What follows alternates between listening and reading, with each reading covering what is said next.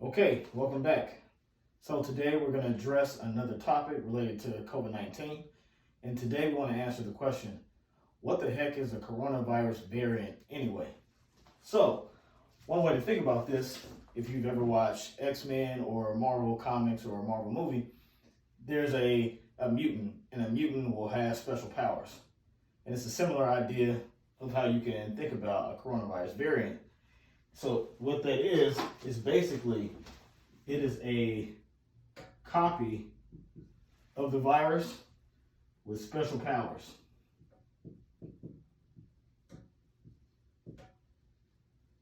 So it's a copy of the virus with special powers, and to understand that a little bit better and how it occurs, I'll give a couple of analogies.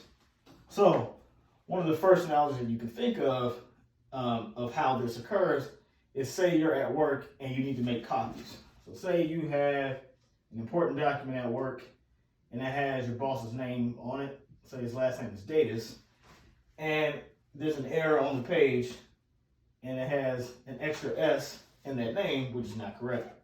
So when you are to make a copy, their first copy is going to recreate that error and still have the two S's there. Now, let's imagine that when you're making copies on the copy machine, some dust gets on the page, so you have a piece of dust on the page. Now, if there's a piece of dust here, it'll show up on this copy, but this isn't any better than the original, so you might just throw away this copy. Now, on the other hand, let's imagine something else happens, and say there's a large piece of dust that ends up covering up your error.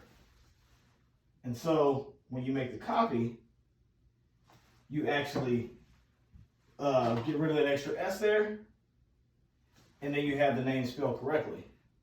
So if this were to happen, then this copy is actually better than the original. So if this copy is better than the original, you may be better off taking this copy and reusing this as you go forward. Now, if you think about it, this is something that happened by chance. So in biology, there are things that happen by chance that can also have a similar effect.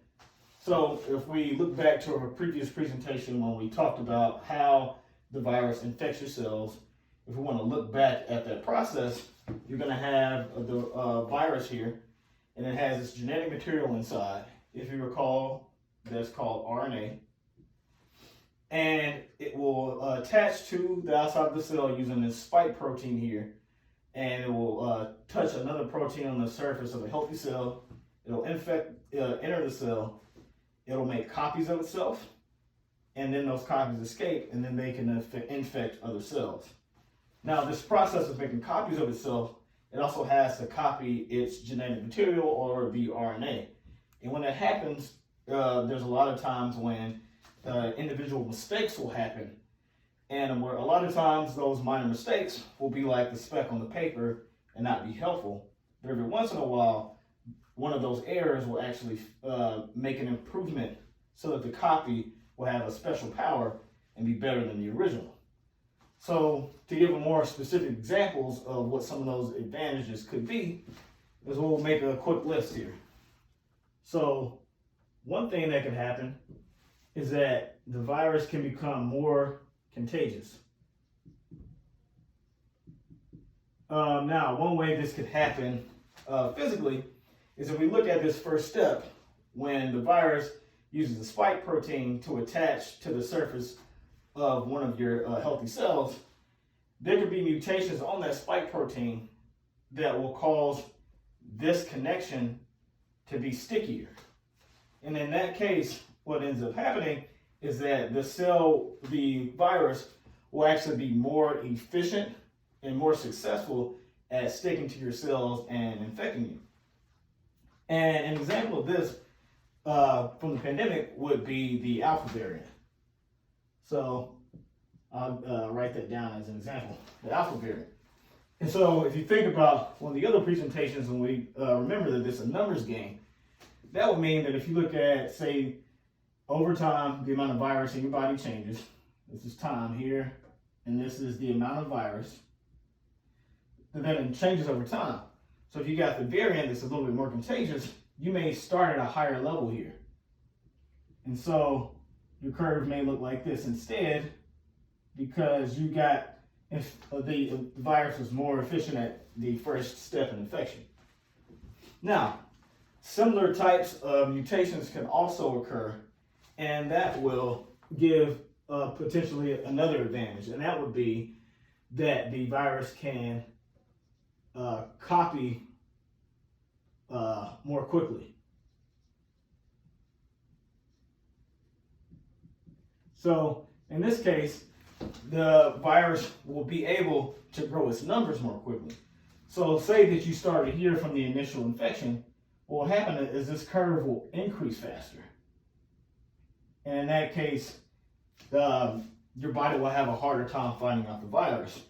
Now, an example of a variant that had that feature would be Delta. And since it increased its numbers in the body more quickly, it was harder for the immune system to fight it off. And so that's why it was causing more, that's one of the reasons that it was able to cause more severe disease, in theory. Now, there is another advantage that may come from these types of changes in a variant, and that would be to evade your immune system.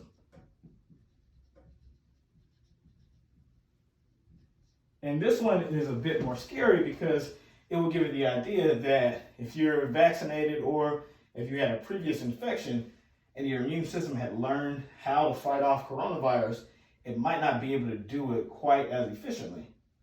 And so in order to explain this a little better, I'll give another analogy to make this a little bit easier to understand. So we talked about mutations that occur that will change what the spike protein looks like. So we'll take a look at the spike protein once again.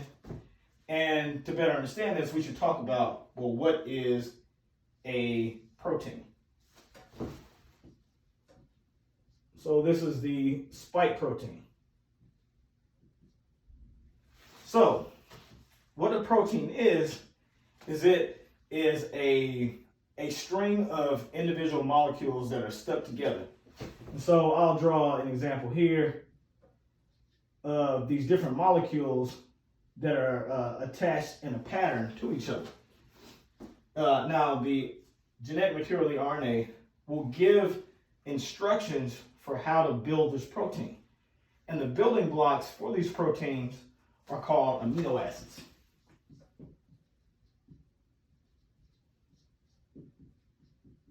Now, if you think about each one of these is an amino acid here, and there are several different types in nature, but in humans, there's only 21 that will actually occur. So if you look at the number 21, that's similar to how many letters there are in the alphabet. So what scientists will do is that you can take those 21 amino acids and represent each one with a letter, and that's a way to understand what the structure is. And when you use that, you can think about the structure of a protein as a word or a code. And to give a few examples, I will explain just a couple of those. So there is one amino acid called leucine. It's a fancy name, it's unimportant, but just explaining this to give you an idea of what this is. There's another one called isoleucine. And there's another one called threonine. So, if you think about this, you can take this as if a code to spell out a word. In this case, we have LIT for lit, like this presentation. I mean, I guess it's kind of corny. I'm already making dad jokes. I don't even have kids yet, but you get the point. So if you think about this as a code, you can do the same thing with the longer protein. So let's imagine we want to represent the structure of this protein here as a name. So we're going to use the name Stephanie as an example.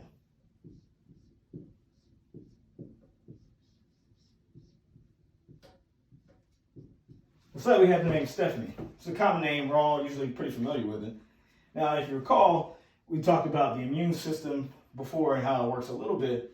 And your body will make immune cells and antibodies.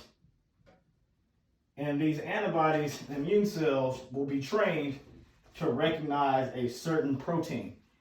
And they'll recognize a certain protein code. So say they've been trained to understand Stephanie. Now, what can happen is that small mutations will slightly change this code. So say we made a change here, and there was a mutation, and then we changed this to an F, which is a different amino acid. Now, in this case, this is pretty close to the same thing. It's pretty easy to understand. I get it. I recognize that. That's still Stephanie. And that's maybe what you could consider with the alpha variant. And so the alpha variant changed a little bit, but the didn't have as many mutations, so the body was still able to recognize that. The immune system could. Now, let's say we make another change, and we make another mutation. So now it's spelled a little different. So then it becomes slightly more confusing because, hey, is it Stephanie or is it Stefani, like Gwen Stefani? So then it could become a little bit more confusing. And this may be a way to think about how Delta variant, which had a few more mutations, and it was able to, there were a higher number of people who got infected even after they were vaccinated. So let's take it a step further and to have even more mutations. So let's say now we change it to Estefania, which is Spanish. So this is Spanish for Stephanie. Now in this case, this could get really confusing. So while the immune system would normally recognize that, it doesn't recognize it quite as well. And the thing to keep in mind that we mentioned before is that your immune system makes lots of different types of antibodies and lots of types of immune cells, so there's diversity there. So you may have some antibodies, a couple of them, that can understand the Spanish translation, and they will still recognize it. But it does have a reduction in your body's ability to recognize it again. And so this is a way to think about how the Omicron variant was, which caused a much higher number of breakthrough infections, or infections of people who had already been vaccinated or had had some version of COVID-19 infection before. And so I'll stop here, but I'll just point out as a reminder, if you want to think about what a variant is, it is a copy of the virus that occurred when a mistake was made in the copying process, and that error gave it special powers, which would allow it to be more contagious and perhaps spread more quickly and to be able to overcome your immune response. And that's it for now.